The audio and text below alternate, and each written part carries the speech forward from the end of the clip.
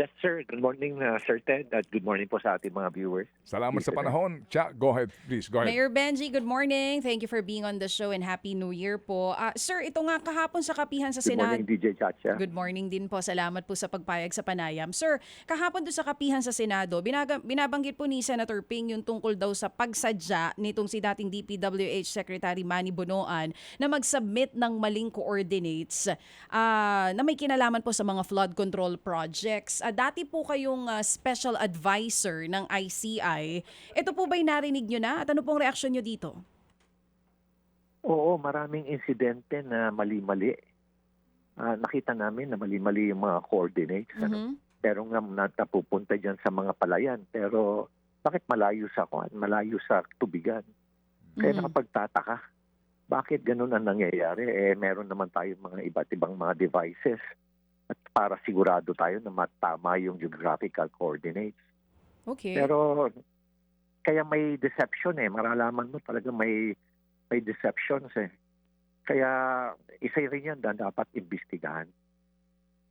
Sir, sabi nyo nga po, oo, may deception na nangyari, dapat imbestigahan. Kailan nyo pa po nalaman ito na nag-submit si Sec Manny ng mga mali-maling coordinates? And hindi ko alam na si Secretary Manny ang Secretary Bunuan na nagbigay. Pero doon sa mga nakita namin na mga data na sinubmit sa amin, kasi kompleto yun Pakikita mo yung project, yung title ng project, tapos yung location, tapos yung geographical coordinate, maraming mali-mali Hindi ko alam kung talagang sinasadya nila yun, Pero imposibleng hindi nila sinasadya. Kaya isa rin yan. At alam mo naman na si Secretary Bunuan, kung anong binigay sa kanya, yun ang gagamitin niya, yun ang ibibigay niya without verifying. Kasi alam mo, nung tinatanong ko siya, nung ICI, sabi ko nga sa kanya, billions were lost and you're telling us that you know nothing about it. Sabi niya, marami kasi akong inaasikaso din at nandiyan naman yung mga USEC at ASEC para i-supervise siya. Sabi ko rin sa kanya, have you conducted an investigation? Tagal niya sumagot. Sabi niya, yes. Did you ever file a case? Wala naman siyang pinile na case. Inamin niya. Makikita mo talaga na marami rin siyang, kumbaga, kulang din siya ng supervision at kulang din siya ng knowledge on the ground. So, hined-on nyo na po pala siya bago pa po kayo nag-resign last September 26. Last year po yan, tungkol po dito sa mga mali-maling coordinates and ang binabanggit po ng dating sekretary ng DPWH ay marami siyang inaasikaso, may mga USEC at ASEC naman na dapat yun ang tumutok dito sa mga coordinates na ito. Pwede po ba natin gamitin yung ganong dahilan? DJ Chacha, I did not confront him about the mali-maling coordinates. I just confronted him about the billions of pesos that were lost in their projects. Tapos sinasabi niya na wala siyang kaalam-alam. Oo, pero during that time, nung pong kaharap niyo siya, wala pa itong issue ng mali-maling coordinates. Yes, wala pa. Wala pa. Oo. Kasi nag-uumpisa pa lang kami noon Pero nung tinitingnan na namin, ang daming ang dami talagang technical errors talaga. Ano po yung mga napansin nyo na technical errors? Yan, isa yan. Yung mga mali-maling coordinates. Isa yan. Tapos yung mga description ng projects na ang hirap intindihin. Tapos pag ginanap mo sa lugar, hirap kang hanapin sa lugar. Tapos makita mo na parang yung mga projects magkakadikit yung projects, iba-ibang contractor, pero magtataka ka na ang amount, ito, let us say, ito, 120 million, 336, ito, 120 million, 645, ito, 120 million. Makikita mo talaga na, bakit ganun ang ginawa? Kasi iba-ibang contractor, pero halos magkakapareho yung amount, kunti lang ang difference. Oo. Mayor, nung time na yon, natanong niyo po ba kung sino yung gumawa nung listahan na yan na naisubmit sa inyo nun sa ICI? Hindi na namin natanong. Ako hindi ko na tinanong kung sino. Pero definitely, it came from the field. Yun ang mga, yun ang mga reports ng mga field offices Meron kasing opisina dyan sa DPWH. Nakalimutan ko yung pangalan na nandun lahat yung sila yung project monitoring unit. Nandun sa kanila lahat yung data. Meron dyan sa, yan, Kasi nakipag-ugnayan ako sa kanila, nakalimutan ko lang yung pangalan. Opo. Na-raise yata iyan ni Senator Marcoleta sa mga hearings, no? Yung ang opisina na in charge po dito sa mga paglalagay Yes, nga oo. ng detalles ng mga grid coordinates. Kayo po ba, Mayor, kasi nakita ho naman din natin, even nga po doon sa talumpati ni Senator Ping, binalikan ko po ito mismo, may mga acknowledgements siya doon sa isumbong sa Pangulo website na ika niya naging tulay nila para puntahan yung mga proyekto. No, sabi nga dito, sabi ho sa kanyang part 1, ano, dito ho sa kanyang unang talumpati, for one, the coordinates that the website provides showed us a faster way to find the shady, even ghost projects, no? So, kayo ho ba mismo, sir, sa inyo po bang mga pinuntahan, meron ba kayong as in mali talaga na ito yung coordinates tapos doon sa lugar wala palang proyekto na maaari mo sabihin na ghost project kasi yun ang nakalagay sa coordinates parang to mislead you? Yes, meron kaming nakita ho. May mga nakita ho kami na ganun ho yung mga kwan. Diyan ho sa La Union, meron ho kaming nakitang ganun. Kaya nga ho, nagtataka kami. Confusing ho talaga. Sabi ko, bakit ganitong kwan? Sistema nila na reporting. Tapos walang, ewan ko kung nagbabalidate sila sa ground. Ang sabi sa akin nung empleyado dun sa in-charge sa project monitoring sa central office ng DPWH, sir, we can only depend on the data that's being submitted to us. Kung late, sir, yan, wala kami magagawa. Pero as much as possible, gustuhan lang namin na real time, pero hindi rin namin magawa. Patas wala rin naman kaming sufficient number of personnel na i-verify talaga sa ground. Si Senator Lacson po kasi nakapagbigay ng lead, di ba, sa atin, ano, sa kanyang dalawang talumpati, and we sincerely appreciate that. Kayo ho ba, sir, nagkusa din kayo? Meron din kayo mismo separately doon sa expose ni Senator Lacson na nadiscover talaga na ghost projects? Meron ho kami. Meron ho kami. Diyan ho sa La Union. Nakita ho talaga namin yung ghost project dyan. Itinago nila. Patas dito sa La Trinidad Benguet, nag-file nga ako ng kaso na ghost project. Ito naman yung kwan. Ito naman yung solar lights. Na iisang lugar, isang stretch, dalawang project, 120 million, kunti lang ang diferensya, pero isang stretch lang ng road, number of solar lights, nakapagtataka nga kaya nila, ang lakas ng loob nilang gawin yun. Ang lakas ng loob nilang gawin yun, nakapagtataka rin ho talaga So may isang project... Ganon din ho sa... Opo. Go ahead, sir. Go ahead. Ganon din po sa La Union. Doon ho sa lugar ni Congressman Garcia, nakita ho namin yun. Opo. Solar lights ito. Solar lights ito.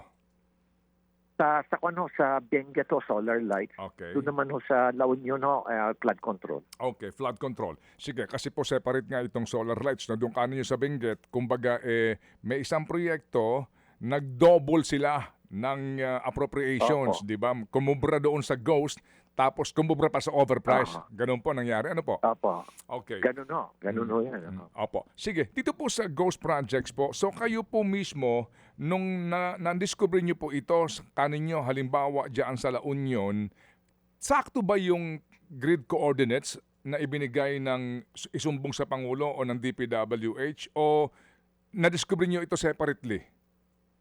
Separate ho namin na-discover yan. In fact ho, kasama ko si Kwan Isinama ko si Secretary Vince dyan Pagpunta nga namin doon, sabi namin, nasaan na rito yung project? Nasaan na? So, nagtataka kami, mabuti na lang. May napansin ako nag-uusap ng mga residente doon. Hinatak ko yung isa, pinakay ko sa sasakyan. Binanggit niya sa akin, sir, dati rito sir, nandyan yan, pero tinakpan na sir nila.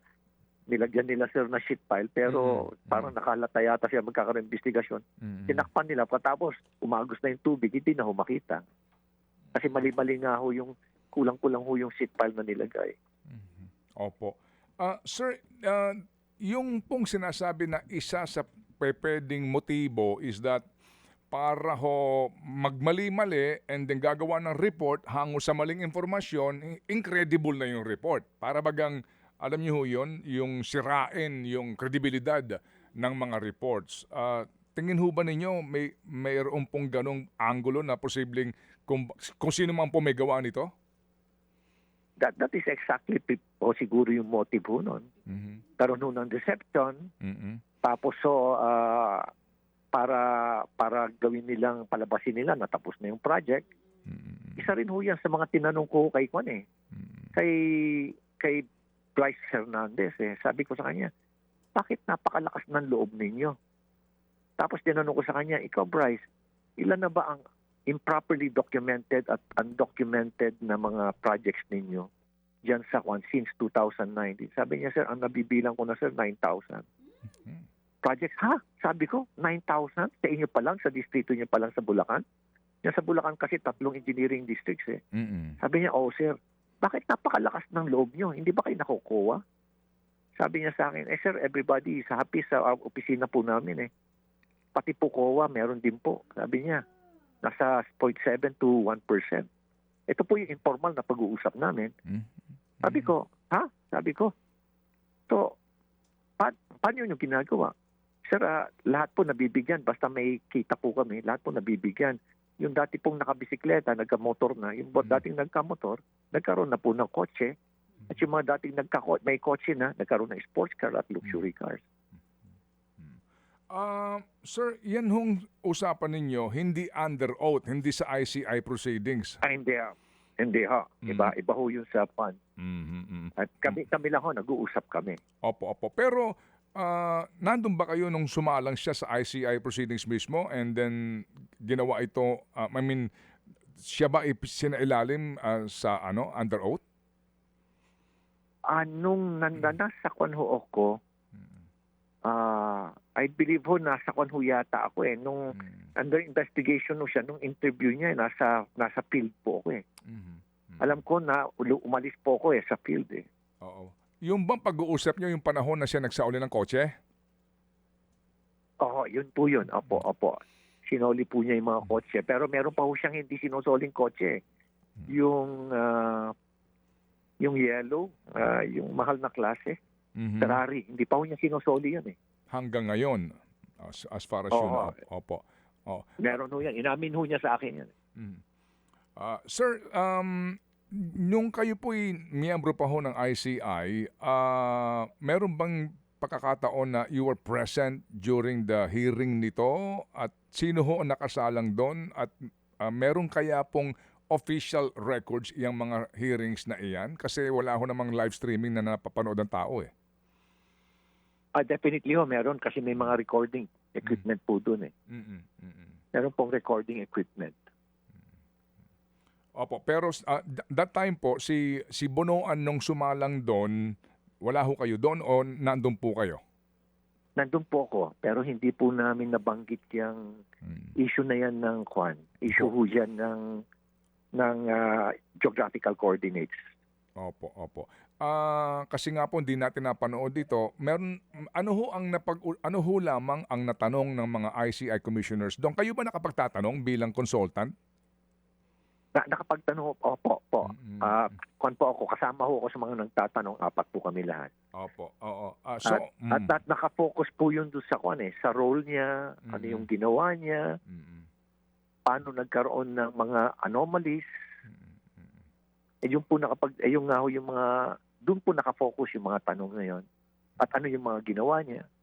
At nabigyan din po ako, kaya nga ako kinonfront po siya na billions were lost and you're telling us that you know nothing about it, sabi ko sa kanya. Hindi po nakaharap doon si dating Yusek Cabral, di po ba? Separate po yun. Opo. Nandun din po ako nung kay Yusek Cabral. Nung naandun po si Yusek Cabral, are you at liberty to tell us, paano po naging usapan ng komisyon with her? Well, pinag-i-explain po siya doon sa kanyang role, ano yung ginawa niya, tungkol dito sa mga allocation of funds. Yun po yung mga pinag-usapan doon Very confident nga siyang sumasagot Very confident siyang sumasagot doon sa mga commissioner until I had I was given the floor to ask the questions. Ang sabi ko sa kanya,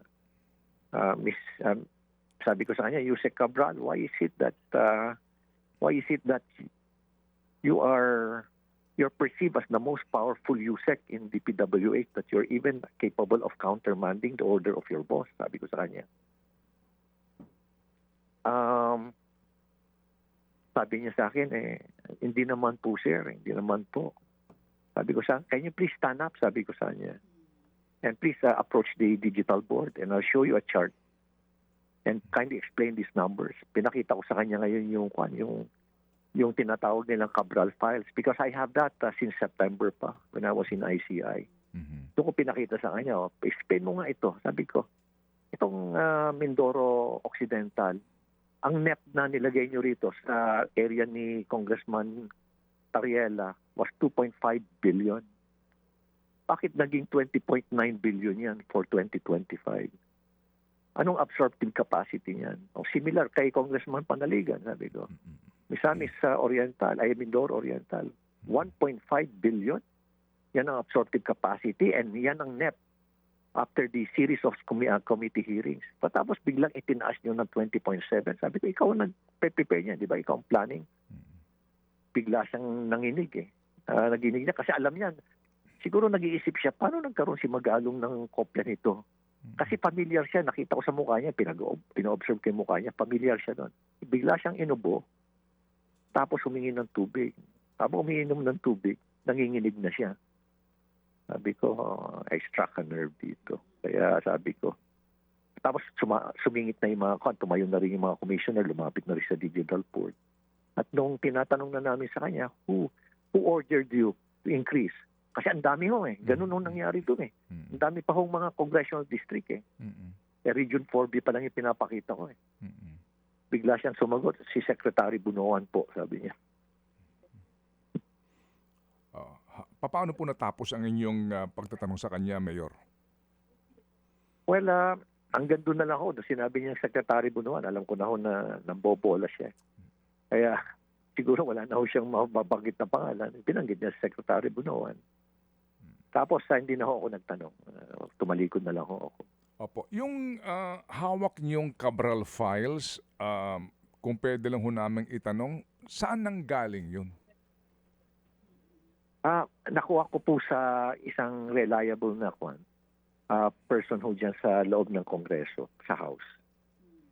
Hindi ko lang ho pwedeng i-reveal sa inyo, Sir Ted. Opo. Bakit niyo siya tinatawag na Cabral files? Kasi sa akin is, di ba may naglalabas din ho si Congressman De Viste at tinawag na Cabral file. So I presume ho na since nagtatama ho yung mga numbers namin, kaya tinatawag ko lang ho siyang Cabral file. Kasi alam ko na sa kanya galing yun Siya ang nag-prepare nun Kasi planning ho siya At tinanong ko sa kanya, ikaw ba nag-prepare nito? Tinanong ko sa kanya yun Una, hesitant siya magsalita Tapos sumagot siya ng positive. Siya nagpe-prepara. Yeah, alam niya yun Oo. Opo. So ito hong hawak ninyo na files na ito, gaano ito kakapal? Gaano karami ito? At doon po ba may mga linya ng kung magkano yung NEP and then eventually kung magkano na ang naging version sa BICAM and yung sinasabing yung allocables sa bawat distrito at bawat senador kung meron man at cabinet secretary? Well, yung sa akin hindi kasali yung 3 files kasi yun Sa akin, 3 files. Pero tama yung description nyo. Meron mga allocables, outside allocables, ganyan. Yung NEP, tapos yung total GAA, ganun Total budget. Yun po yung laman. Pero wala pong senators, wala po ako yung mga party list, wala rin po yung mga cabinet secretary. Soft copy po ito? Yung first file ko siguro maabot ng mga 17 pages, 18 pages. Tapos meron pa akong ibang files pa yung mga proponent ho dyan, si Saldico. Yan. Tapos yung isa na naman meron na naman. Opo. Soft copy po ito? Ang binigay sa akin is soft copy at pininisyang ko na mismo ang ICI. Lahat ng mga commissioners, binigyan ko ng kopya. Binigyan ko rin ng kinausap ko rin si Secretary Vince dito, pinakita ko sa kanya, pati siya nagulat. Ah, Tapos sinabit ko na ho yan sa CIDG. Opo. Sige. So, sabi ho ninyo Saldico, si Saldico po party list eh. So, meron pa rin yung party list. Kasi party list siya, di ba? Ako Bicol. Oo, nandun ho yun. Yung mga proponent, siya ang proponent sa mga iba-ibang mga, nakalagay ho dun eh. Proponent, Saldico, nakalagay dun. Opo. Sige, so kung ito po'y hawak na ng CIDG, sino po ang pinagbigyan nyo nito? Nakabalita ho ba kayo kung anong kanilang ginawa na dito? Kasi ngayon, ang sabi ho naman daw, willing ang PNP kung ibibigay yung Cabral files na hawak umano ni Leviste para po sa kanilang forensic examination daw. Authentication, ganun. Well, siguro pinadala ko po kay Major General Robert Morico, yung head po ng CIDG. Hindi ko na po alam, Sir Ted, kung ano po yung succeeding action ho nila doon, subsequent action. Opo, sige po. Opo. Mayor, yun pong ICI ngayon, as we all know, ay isa na lang po ang natirang ang commissioner. Ano po ang inyong maipapayo kung meron man sa kasalukuyan pong ICI na obviously wala silang quorum, pero ang sabi po ng Malacanang ay pwede pa raw po actually mag-refer ng kaso sa ombudsman. Well, ganun naman po talaga ang nangyayari po, Sir Ted. Referral po lahat yun eh. Pero ang importante kasi collegial body. Paano maging collegial body kung iisa na lang ho? No? Maski na ho, siguro i-open ho nila kung sinong gustong mag-apply as commissioner. Patingin ko siguro tatanggi na ho yung iba because of what happened na biglang nag-resign yung mga commissioner. Kasama na rin po ako doon. Not as commissioner but special advisor investigator. Siyempre wala na ho. Kasi nung umpisa pa lang ho yan, nung naghahanap po sila ng chairman, hirap na ho na maghanap ng chairman. Lalo pa ho ngayon. Ano ho ang inyong pagtansya sa kasalukuyang kredibilidad ng ICI? Well, in terms of the efficiency, competence ho ng mga commissioner, talagang dedicated ho sila. No? Kasi nagkakaroon ho kami ng meetings makikita ko talaga yan na talagang dedicated ho talaga Nandun ho talaga yung kanilang enthusiasm. Pero nung na-realize ho namin na wala pala kaming power, wala kaming authority, wala kaming contempt powers, walang subpoena powers. Wala ho, limited, nakatali ho yung kamay sa likod. Kaya nga ang pinaigting ko ho yung investigation. Yung investigation, kailangan pinahinto naman po akong mag-imbestiga. Tsaka wala rin kayong pondo. No? Walang pondo. Walang pondo talaga nun. Wala akong sweldo yung mga tao. Talagang para sa bayan, for la patria ho talaga. Opo. Sige. So, Mayor, kamusta sa Benguet? May mga movement ba dyan? May mga pagtatangka ba? Nasunog daw ho ang Cordillera DPWH pero maiksi lang po yung haba ng sunog. May mga pagtatangka ba na mag-conceal, magtakip ng mga anomalya sa proyekto ng DPWH? Sir Ted, sa ngayon hindi po ako makapagsalita tungkol diyan kasi hinihintay ko pa ho yung resulta ho ng investigasyon ng Bureau of Fire.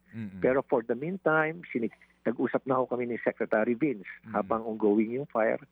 Pinasecure ko na ho kanina ay kagabi. Sa kagabi pa lang ho, ay kahapon pa lang.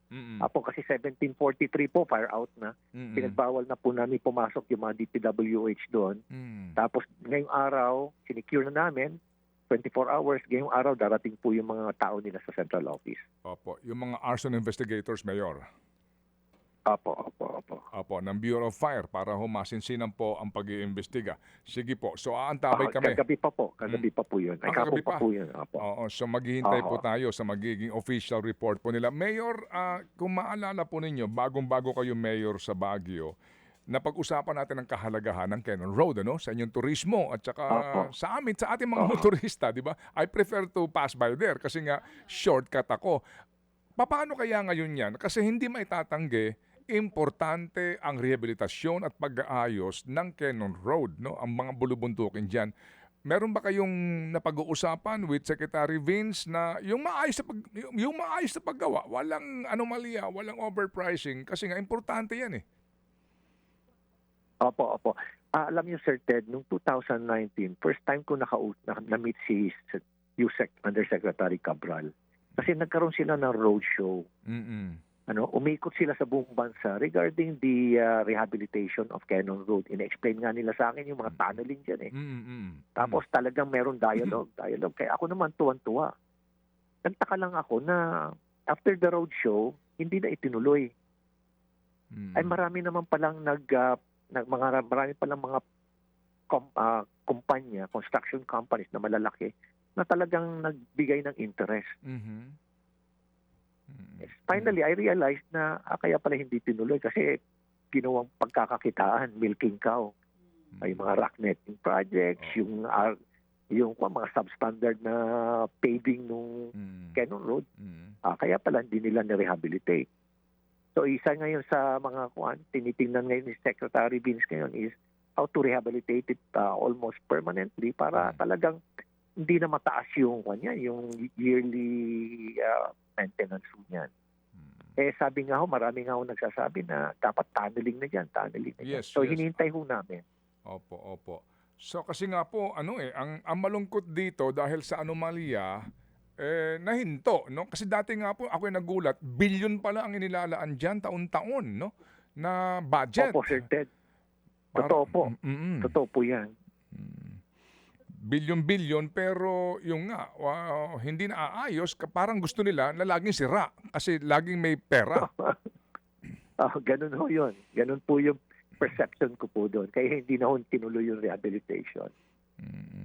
Well anyway, ito lang po nga para po sa turismo sa Baguio, para po din sa convenience ng mga motorista doon na private motorist. Baka din po, ito lang po input, Mayor, yung pong pinakamataas na bundok sa Europa, yung Mount Zermatt sa Switzerland.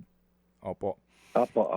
Ipa-research nyo po kasi kung may mga interesado dyan ng mga dalubhasa kung paano aayusin, kasi magtataka ka doon, ang layo nun, ilang bundok ang dadaanan mo, dadaan ka pa sa tren sa ilalim ng bundok, may tren para i-transport yung mga sasakyan. Nagawa nila doon, tapos ang kanilang mga canopy, solid na mga bakal, kitang-kita mo yung mga malalaking boulders sa taas ng canopy. Nagawa nila ng paraan, daw doon sabi sa akin nung chuper, constant daw doon yung rock falls, pero yung nga ang ginawa, ang tibay ng kanila pong canopy at puro nga sila sa ilalim ng daan, kaya isa po ito sa pinupuntahan ng napakaraming turista kasi nga easily accessible, kahit na may kotse ka, pwede kang pumunta doon at himala na makakadaan ka sa mga bundok. Yan po yun, Mayor, Mount Zermatt sa Switzerland. Good idea po. Probably something that I will discuss with We'll discuss with Secretary Vince. Pero hindi po ako nalaman na ang sitwasyon pala parang Baguio din. Pero bakit nakakaakyat yung train?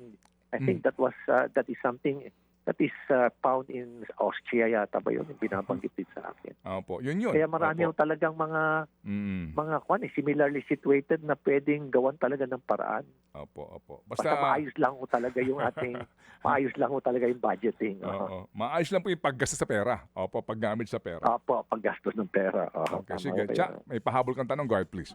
Mayor Benji, ngayon po may binabanggit din itong si Senator Ping Lacson. Isa rin daw sa mga iniimbestigahan ngayon yung link ng mga diskaya kay former Speaker Martin Romualdez. May sinasabi na property na nabili dito sa Maynila na ginamit ang mga diskaya. Noon po bang nasa ICI kayo, meron na kayong nakitang link ng mga diskaya kay former Speaker? DJ Chacha, wala ho kaming nag-gather na ganyang information.